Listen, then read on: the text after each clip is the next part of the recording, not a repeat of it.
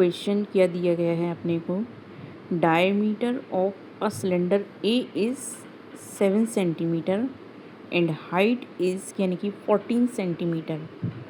Diameter of cylinder B is 14 centimetre and height is 7 centimetre. Without doing any calculations, can you suggest whose volume is greater? Verify it by finding the volume of both the cylinders. Check whether the cylinder with greater volume also has greater surface area. देखो, ये तो हो गया अपना question में ये कहा गया है कि एक सिलेंडर है ए और एक सिलेंडर है बी। सिलेंडर ए का डायमीटर है 7 सेंटीमीटर और हाइट दी गई है इसकी कितनी, 14 सेंटीमीटर।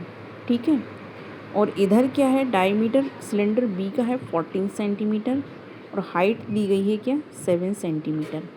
तो इन्होंने ये कहा without doing any calculation can you suggest whose volume is greater. ठीक है, देखो वैसे तो अपने को दिख रहा है इनकी इमेज से कि इसका वॉल्यूम ज़्यादा है। इन्होंने कहा विदाउट एनी कैलकुलेशंस, मतलब बिना किसी कैलकुलेशंस के क्या आप बता सकते हो कि किसका वॉल्यूम जो है वो यानी कि ज़्यादा है। तो देखो ये हमें दिख रहा है कि इसका वॉल्यूम जो है वो ज़्यादा है और इसका वॉल्यूम हमें कम दिख रहा है। ठीक है, इन्होंने कहा verify it by finding the volume of both the cylinders. ठीक है, फिर इन्होंने कहा कि ये तो तुमने अपने मतलब गैस किया है, मतलब अनुमान से बताया कि इसका जो वॉल्यूम जो है वो ज़्यादा है। फिर इन्होंने कहा क्या तुम इसको वॉल्यूम फाइंड करके वेरीफाई कर सकते हो। पहले तो हमें लगा इमेज से कि इसका वॉल्यूम ज़्यादा है, इसका वॉल्यूम कम है। अब हम इसका वॉल्यूम फाइंड करेंगे। तो वॉल्यूम इसका क्या होता है, पाई आर स्क्वायर एच। आर यहाँ पे क्या होगा, 7/2, मतलब डायमीटर का हाफ होता है। ठीक है, और एच कितनी है, 14। यहाँ पे पाई आर स्क्वायर एच, यहाँ पर कितनी हो जाएगी, 7 हो जाएगी।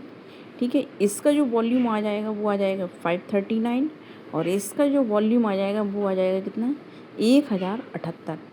ठीक है, तो देखो हमने तो अनुमान लगाया था कि इसका वॉल्यूम ज़्यादा है, लेकिन आया भी उतना ही है, कितना, 1778। अब क्या है, सरफेस एरिया फाइंड करना है।